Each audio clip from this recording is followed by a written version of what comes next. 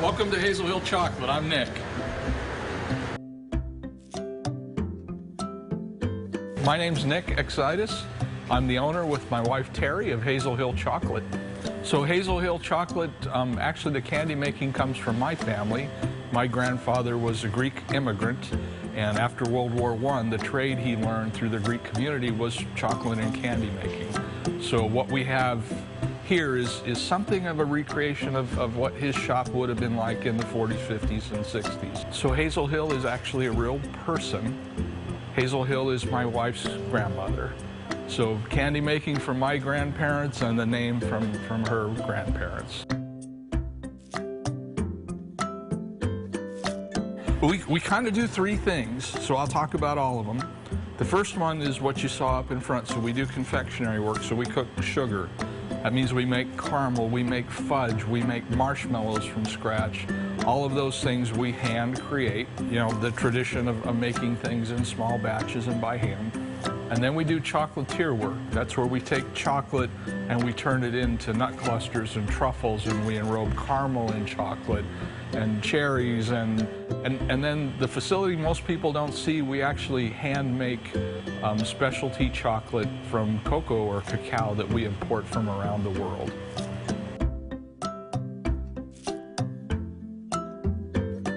The dinosaurs is probably the most complicated one we've done. We did that this spring.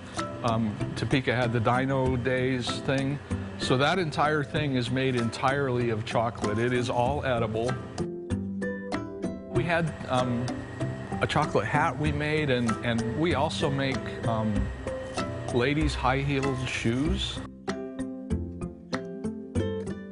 Oh, you want to hear about our ghost?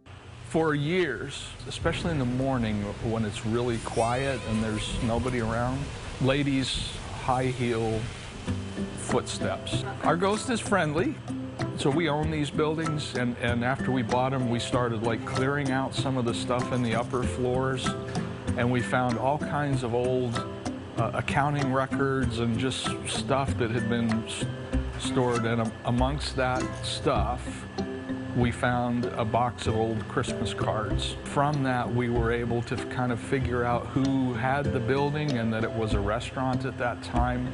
And the lady who owned it was Daisy. My wife went to the library. They have a historical thing there. And we said, hey, would you like these records? And they said, yeah, we would, but would you prepare a family group sheet about this person so that we kind of know where they fit? Look, Daisy's our cousin. And she's actually married out or buried out in Hill City, Kansas, but she is a distant relative. So our ghost is friendly. She's family, right?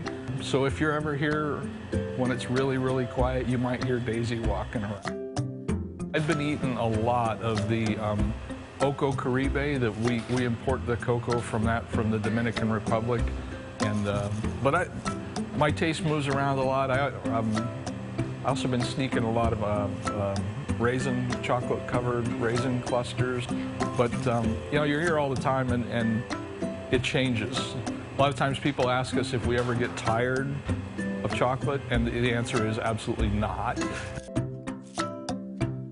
It shifts from sometimes a little sweeter, sometimes a little more toward the bitter or savory end of what we might kind of like ourselves.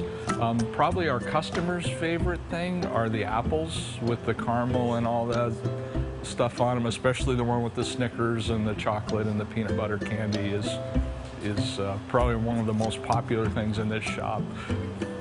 For me, the craftsmanship of making something that people enjoy, and that, I mean, we now have 8 international.